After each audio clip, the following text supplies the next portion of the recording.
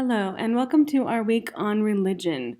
This topic is very important, something to be very aware of as you enter into your schools. To get us started this week, we're going to look or listen to a guest presenter to talk about religion in schools. This guest presenter is actually a counselor at the Manhattan Catholic Schools, so she's going to talk about religion from the perspective of a private school.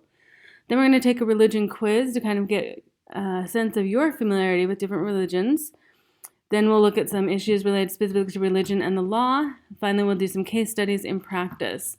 So for this week, again, our topic is religion. Let's go ahead, and our guest presenter is going to be Erica Linneman. As I said, she's a counselor at Manhattan Catholic Schools, and she's going to share her insights being a counselor at a private Catholic school.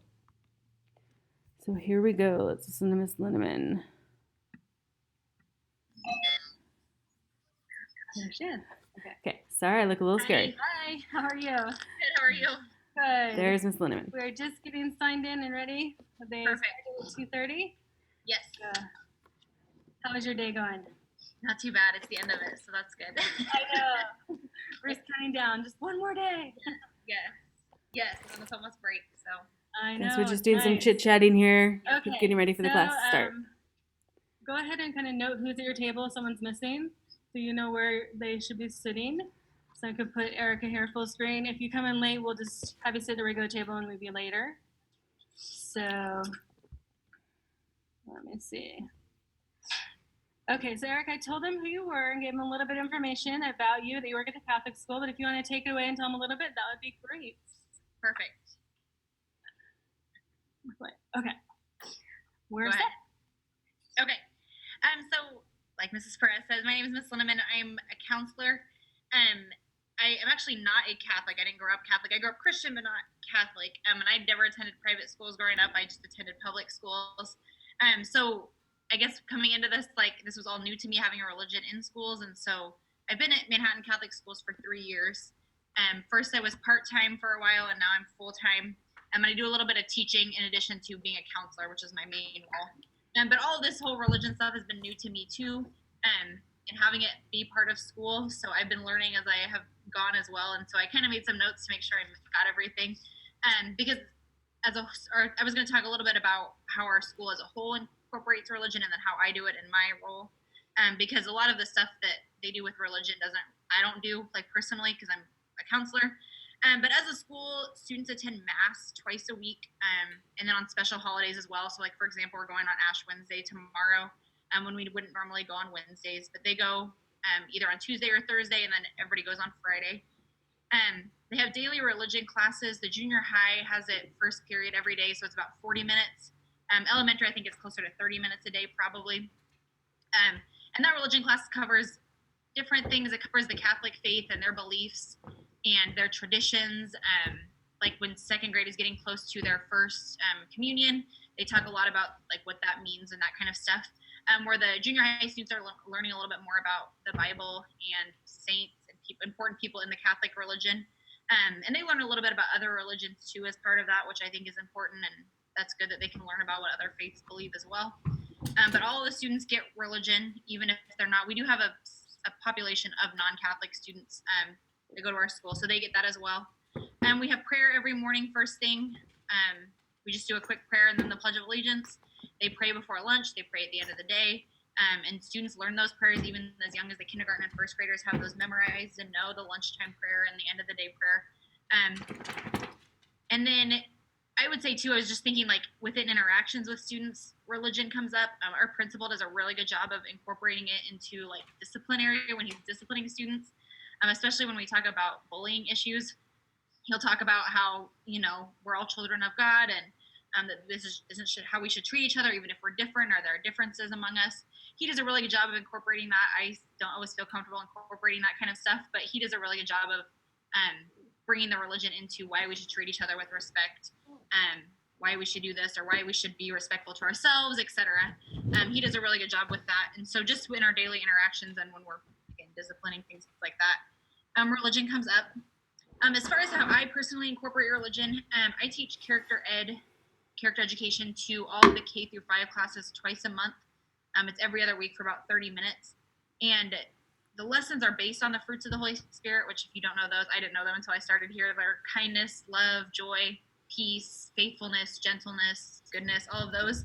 And so that's kind of the basis of our character education, which fits with like my school counseling standards anyway. So that's really good. When we talk about love, we talk about treating each other with respect and respecting differences and things like that.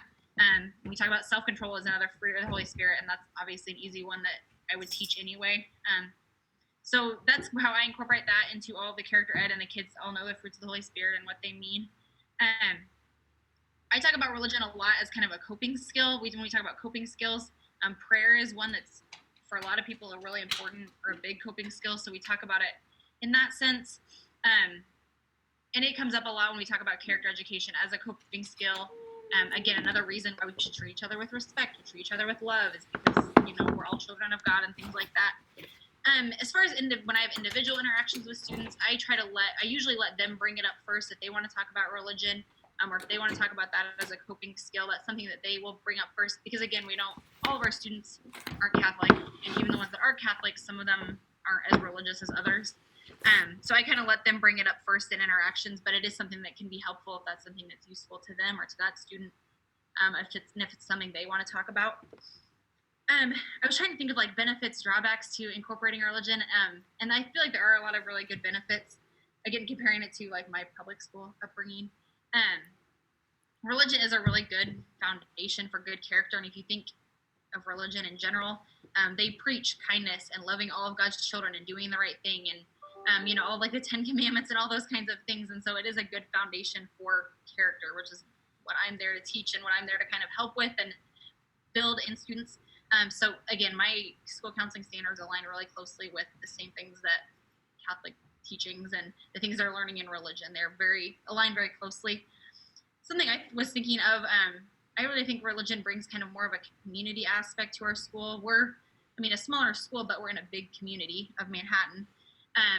And I think having the smaller churches and having them all be the same religion kind of brings our students closer together and our families closer together, because they celebrate Christmas together. We celebrate Lent together. We talk about that. We're celebrating Fat Tuesday tonight. They're having a pancake dinner. And it makes our school feel smaller when they see their teachers at church, and we'll see, people that work at their school on the weekends at church or at church events or things like that. Our students go to religious ed and confirmation classes together for the most part. So it just makes us feel smaller and a little bit closer. And again, in a big community, we don't always get that. And so I think that's a positive to religion, is kind of the outside the social, I guess, side of religion. Some things that I was thinking about, there's not a lot of drawbacks, I would say, to incorporate having religion in schools, but the only thing I was thinking about, and just because it came up recently, is especially in junior high, they're kind of finding their own beliefs and what they believe in and their identity. And so I've struggled with a little bit. I always have to teach along with the Catholic teachings and follow that, but there are students that will come in with issues that they're struggling with. The one that came up was they had a discussion in class about like LGBT people, like transgender, somebody that was transgender or something that came up. And these students felt like they have a different viewpoint than the Catholic religion. And so that can be kind of tricky and difficult. And as a counselor, I do my best to support them in whatever they believe or whatever they are feeling or thinking.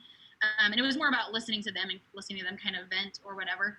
But just knowing that I support them as a student, support them as a person, and whatever they believe is fine.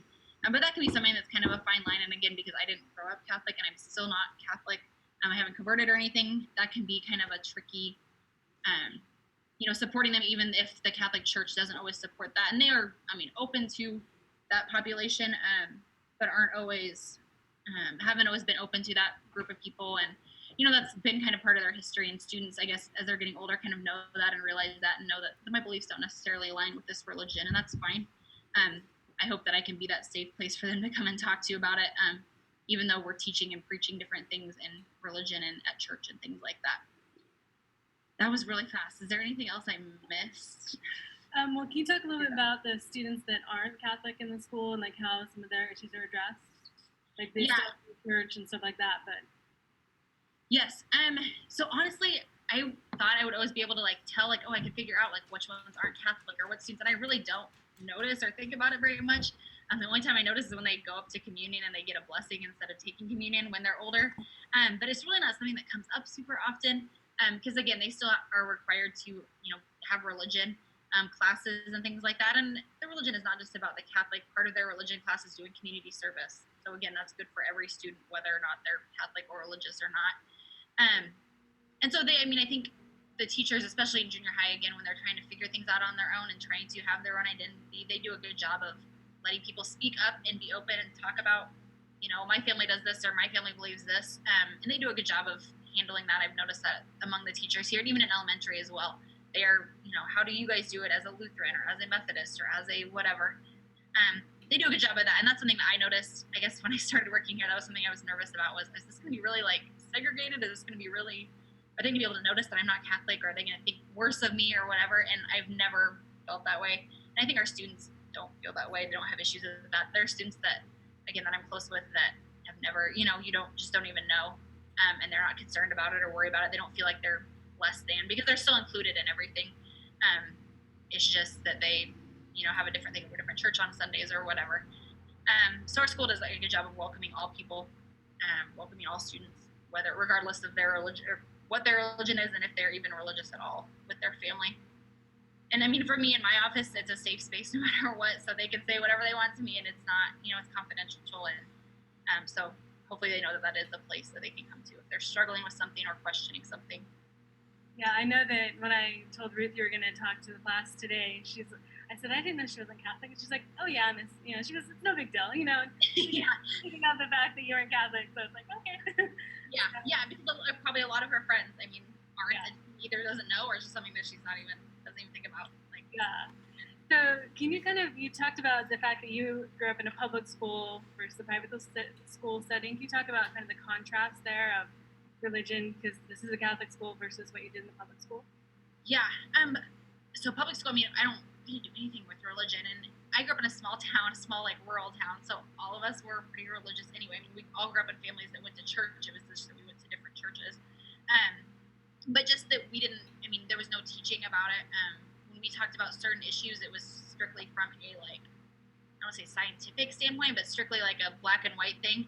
We're here, everything we teach, even we teach evolution and science, that still comes up, but we teach it with that Catholic background and that Catholic, what can I say, those Catholic beliefs still, I guess, are part of that. And that's something I really don't notice a huge difference, honestly, in how we teach. Because math is still math, whether it's Catholic math or, public school math or non-religious math. But like I say, I just noticed the community sense is a little bit different. We're a closer school, I feel like, even though, we're K through 8 and we have 250 kids and we're in a big community. I feel like it's closer because of those religious aspects. I'm trying to think of anything different. It's hard to think back to public school. I guess I remember teachers kind of being careful about that kind of stuff. If we start talking about religion and, if, Catholics do this or Catholics believe that, it was very, they kind of had to be careful. Not that we couldn't talk about it, especially as we got older.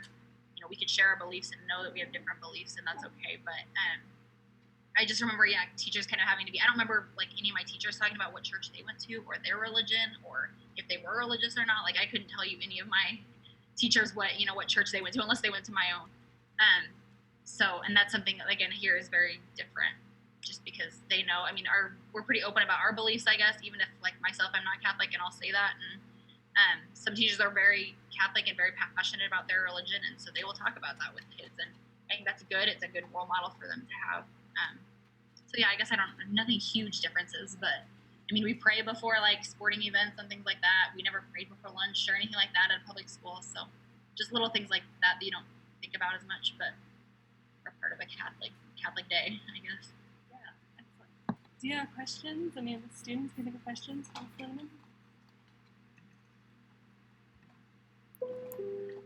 That's 2 questions.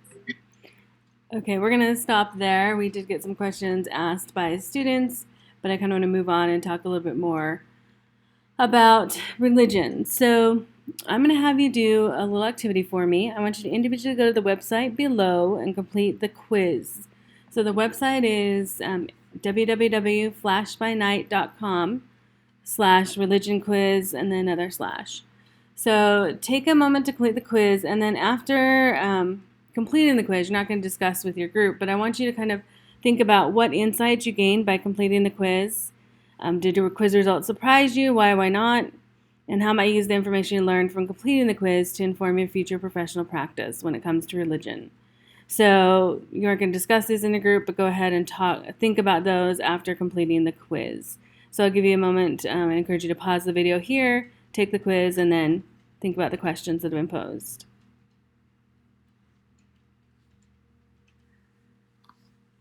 Well, I hope you found the quiz insightful. It is kind of surprising if you look at the information at the very bottom of the quiz when you first started it. It talked about the different groups who did better on the quiz versus others.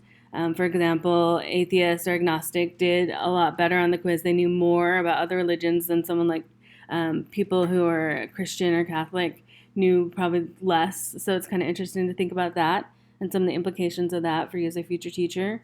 I think this is why it's important to expose our students to religion, to really be cognizant of the different types of religion, not preach it, but teach it. So in your Week 7 course module, you have a couple of articles there. One of them is called A Teacher's Guide to Religion in the Public Schools. I would highly encourage you to review this. It has some great points in there, but what you can and cannot do as a teacher when it comes to religion in the public schools, please make sure to overview that and take some notes on it just for your future references. We're going to look now at some of the critical cases that have kind of impacted and shaped the law.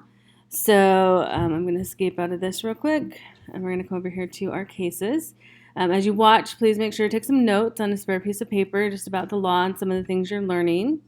So let's go ahead and watch our video here. Hey guys, welcome to Hip Hughes History. We're going to take a look at the Establishment Clause of the First Amendment today and how it applies to schools. There's a number of Supreme Court cases that you're going to want to know about, whether you're an AP government course or whether you're just sitting in school wondering it, or maybe you're one of those cray-cray on the internet people. I don't care. Giddy up for the learning. Let's get her done right now.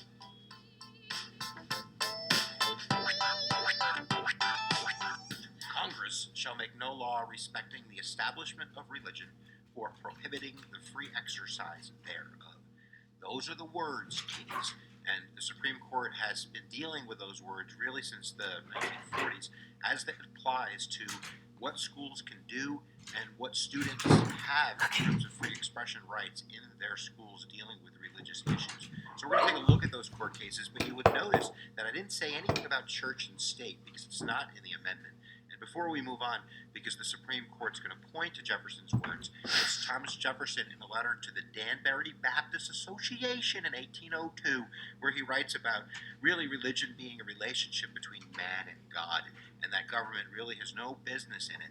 And then he goes on to say that really the true spirit of the Establishment Clause is to build a wall between church and state. So that's where that language comes from the founding father himself, but it's not in the Constitution. So here we go, guys. Let's break it up a little bit and take a look at the important court cases that you're going to want to know about.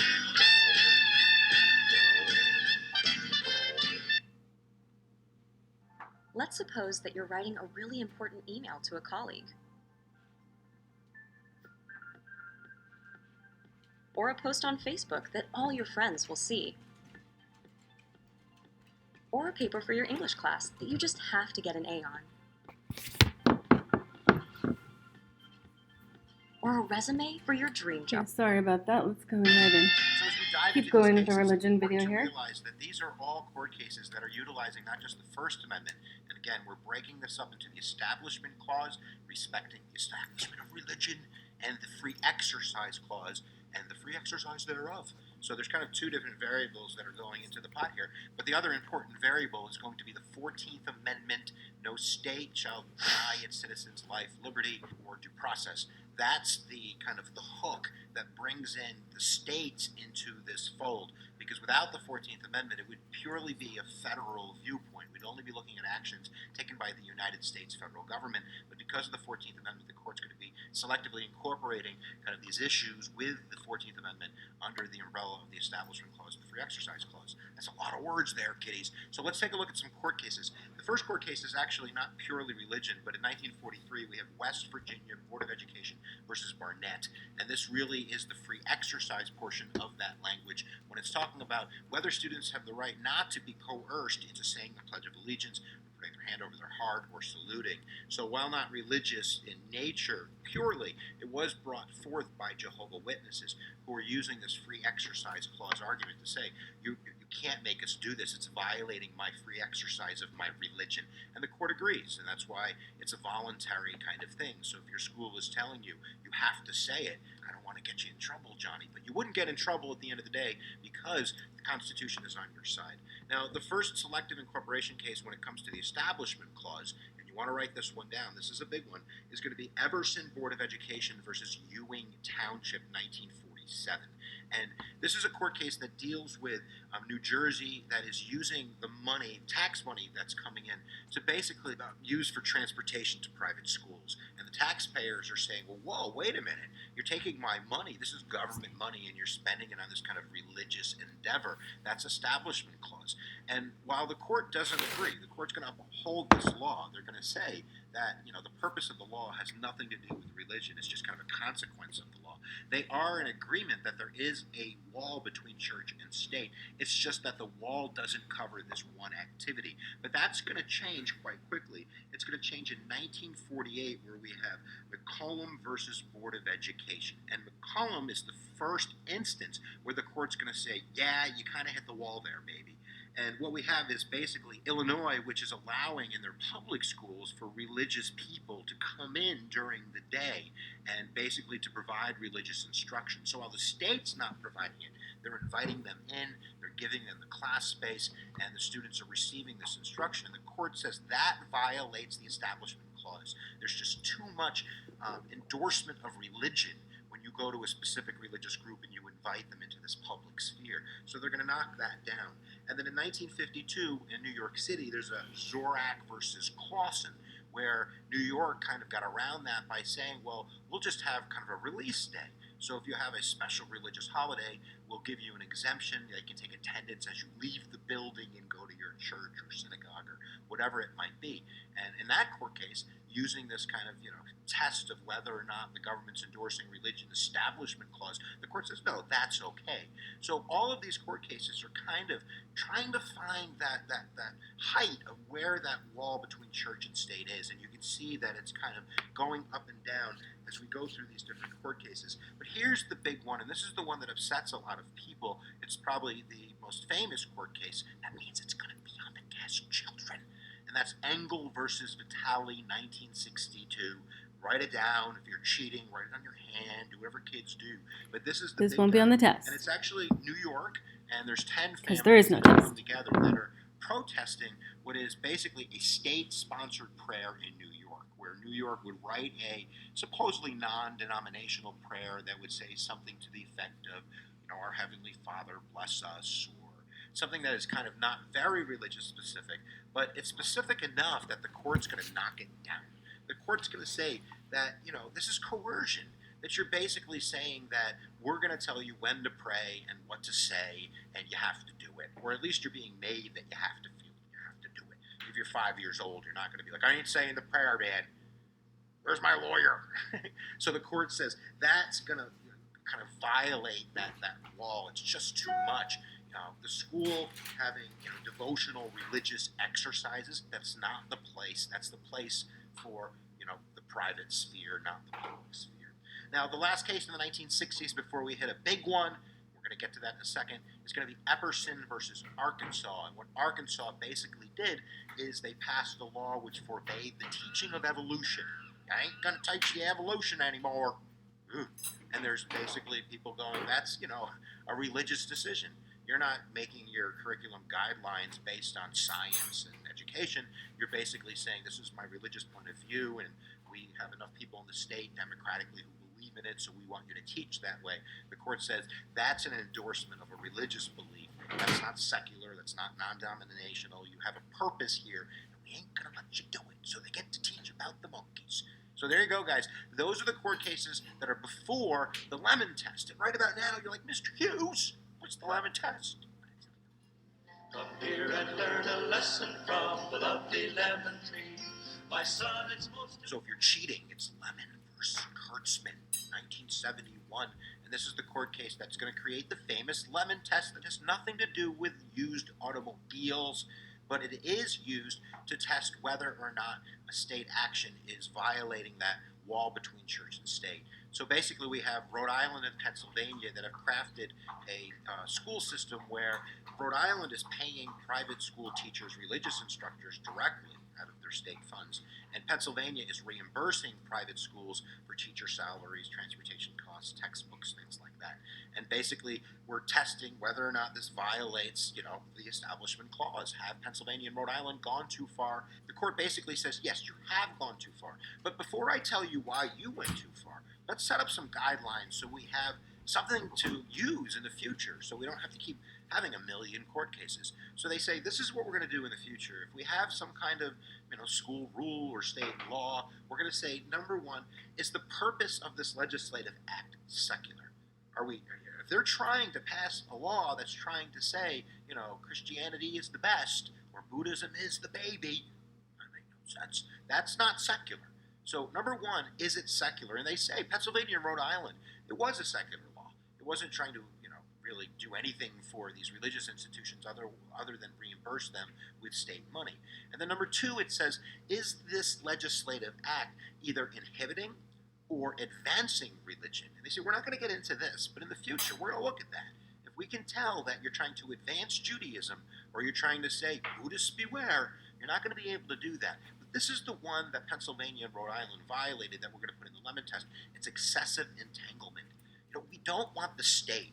This is what the court says. We don't want the state kind of having its hands all inside the church working with each other, because it's just too political and there's just too much kind of history in the United States that we don't want to develop into that type of society. So yes, it does violate that. But that's the Lemon Test. Is it secular, advance, or inhibit? Is there excessive entanglement? And now there's a few court cases we're going to look at really quick until we get to the 1990s. And the first one is a free exercise clause case, and this is Wisconsin versus Yoder. This is 1972, and this has to do with the Amish that are saying it's part of our religious belief that we don't think that children should have to go to school after 8th grade.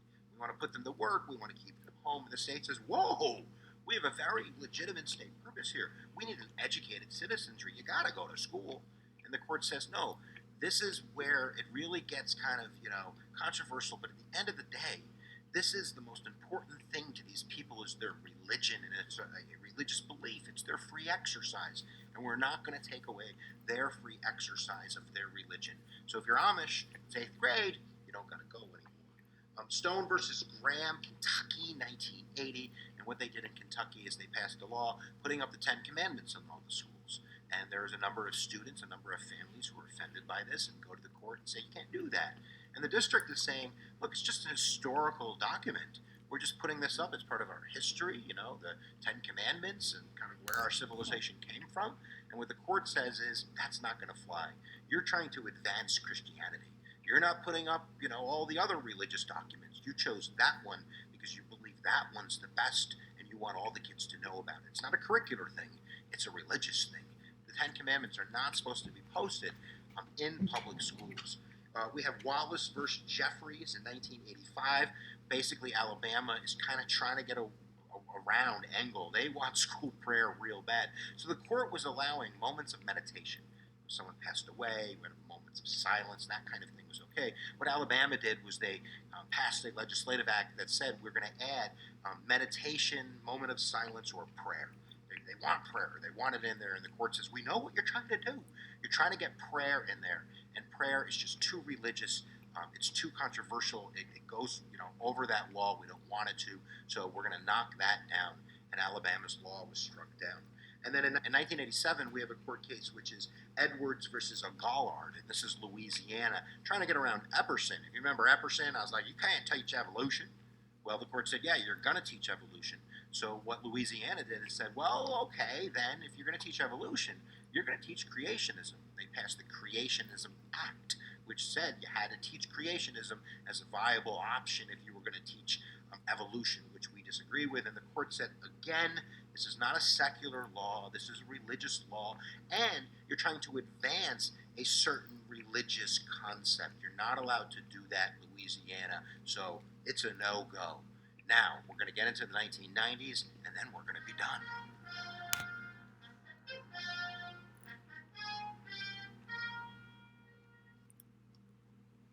Captain Obvious, and Hotels.com rewards me basically everywhere. So why am I playing the pug bongos at this? Sorry about all the ads. So Here we in go. 1990, we get a huge court case. It's called Board of Education of West Side Community School versus Mergens. And what was going on here was the students came together and they decided that they wanted to have a religious club. They wanted a Bible club. So they started their Bible club. Somebody complained, and we're going to the court, baby. Can students have religious clubs, political clubs even? And what the court says is yes, with a caveat, with a little exclamation point, not an exclamation, an asterisk. And here are the rules, basically. Number one, it has to be student-led. This can't be a faculty endeavor. The students have to come together on their own. This is free exercise clause. If the school administration and the teachers are putting it together, it's going to violate the establishment clause. This is a really great court case because it's showing the balance between the establishment clause and the free exercise clause. And number two, it says, you can't pay teachers to be there. They have to be there just in a custodial role. They're really not even supposed to participate. They're supposed to kind of watch. And you can't be bringing all religious people in either. But if students want it, and it's not during school hours, and nobody's getting paid to do it, students have that right. But that means if you have a right to start the Bible club, then you have to allow all the other clubs. And you can't start picking and choosing out of popularity, because then we get into advancing and inhibiting religion. So that's West Side. That still stands today. That's why there's a lot of schools that have religious clubs. Now, 1992, Lee versus Weissman. Can schools have rabbis or Christian pastors come to graduation and give speeches, even if they're under guidelines? And the court says, no, you can't do that. Because by doing that, even if it's really popular, everybody wants the favorite pastor of the local Bible school to come in and give a big speech. What you're doing is you're coercing people. You're having people that don't want to hear that have to hear that. And in a sense, you are picking that religion. So it's advancing that religion, and therefore you're not allowed to do that. The next one is going to be Santa Fe Independent School District versus Doe. This is year 2000, and this is Texas, baby. And what in Texas they like is they like their football and they like God. And they combine those by having student-led prayer in most school districts. And this is back in the late 1990s, where they would basically have an election where they would nominate somebody that would be the person with the chosen religious prayer. And then they'd be given the mic, and everybody would be led in that prayer. And basically what the court says is, you're not allowed to do that. You're not allowed to do that because, number one, you're politicizing religion. You're having people vote on religion. So does that mean we only get to hear the majority religion? We only get to advance that prayer? What about the religion that came in fifth? Oh, no one's ever going to hear that one.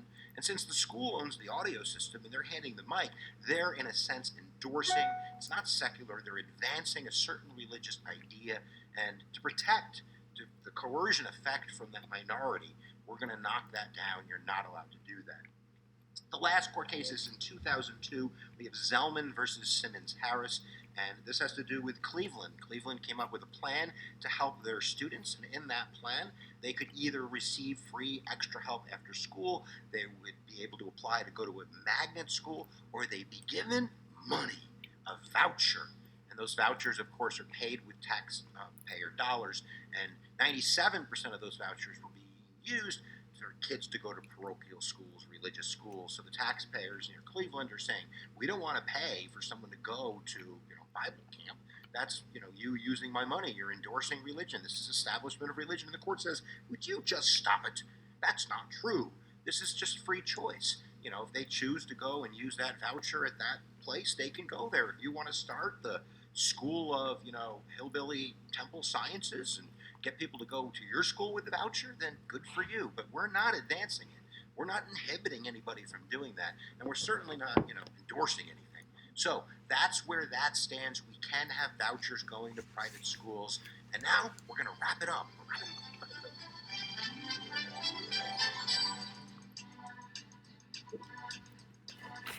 Certainly, there's a lot of other controversial things that the court really hasn't come down on yet. Like right now, if you want to wear religious symbols, some schools try to classify that under the kind of gang concept and say you're not allowed to do that. The lower courts have ruled you have a right if you want to bring rosary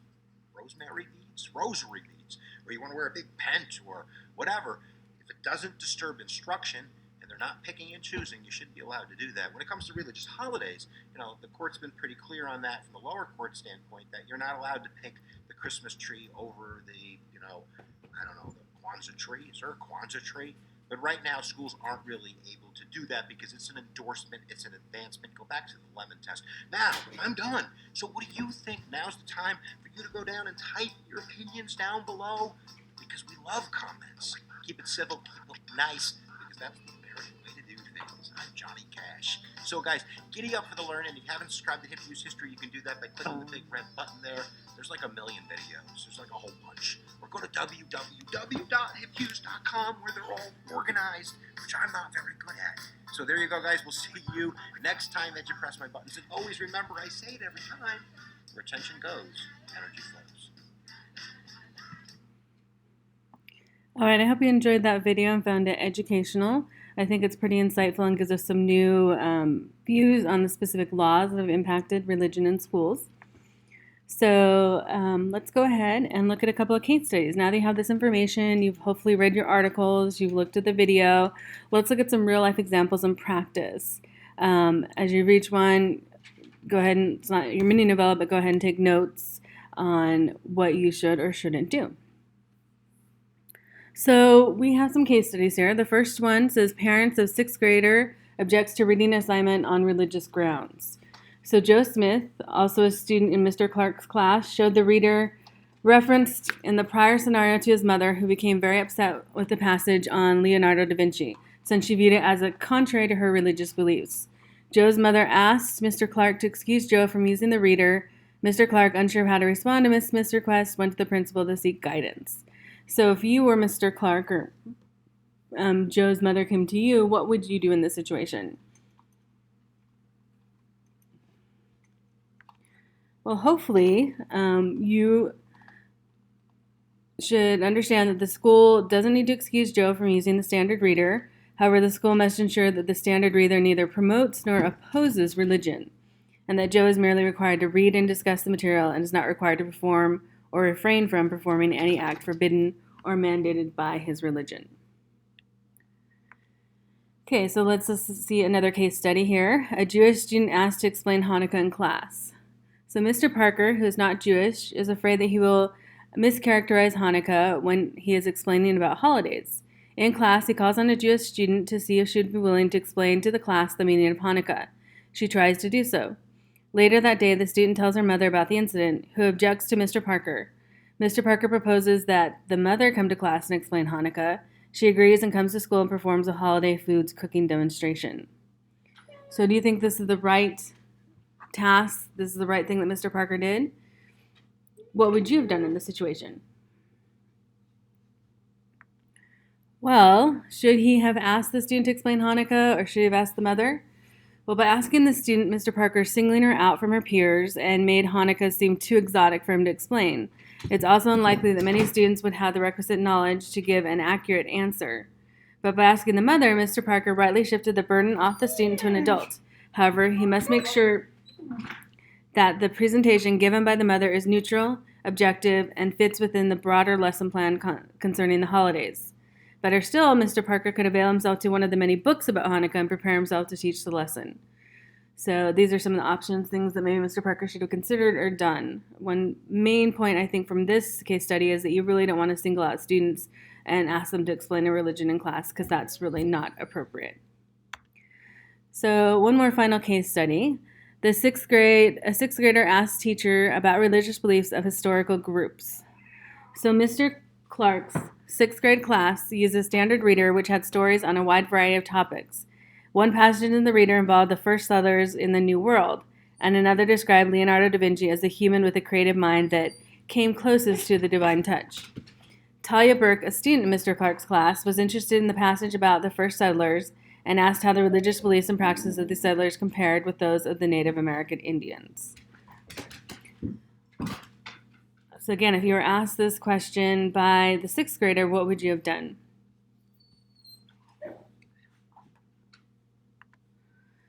So how should Mr. Clark have answered Talia's question? Well, after researching the question, the teacher may explain the answers to Talia in a secular, objective, and non-doctrinal manner, or recommend a book on the subject which is secular, unbiased, and non-doctrinal. All right, so I hope you got, actually let me go back to our case study here. I hope you got some good information from our case studies that kind of put things into perspective for you on how this could happen in schools and what you should do. From all the information you've gathered on religion, I hope you have a clearer insight on what you can and cannot do as teachers in schools. If you have any additional questions, please be sure to email me, text me, email me or send me a message on Canvas, and I can try and help answer some of those questions. So we're going to move to our final thing for today, the Change Agents video project. As you know, I sent out messages several weeks ago asking people to sign up for a group. There are still several people who have yet to sign up under the Pages tab on Canvas. So if you're not signed up by Thursday, I'll go ahead and sign you to a group. And then 2 weeks after, for the 2 weeks after spring break, I'll be setting up Zoom sessions for each topic. Both partners must Zoom in for the sessions. We'll cover the ins and outs of the project and make sure to answer any questions. Also, you need to watch the due dates you have after spring break. A list of children's books for your unit is due. So really start watching that schedule, pay attention to it, and we'll get moving on this Change Agents video project. I want it to be something that we do over the next couple of months, not something that's done that last week of class. All right, well, I hope you've enjoyed today's video. You've learned a lot of information about religion. We know where we're going and heading. So if you, again, have any questions, please send me an email or a message on Canvas. Keep up the good work, and there will be no assignment associated with this video. I wanted to kind of give you just some information, build you up, and get you ready for what it is that you need to know about religion, but there's no additional assignment for this video. Enjoy your spring break, and I'll be contacting groups soon, letting you know when we need to set up and finding out a time to set up those Zoom sessions. All right, take care, guys, and we'll talk to you later.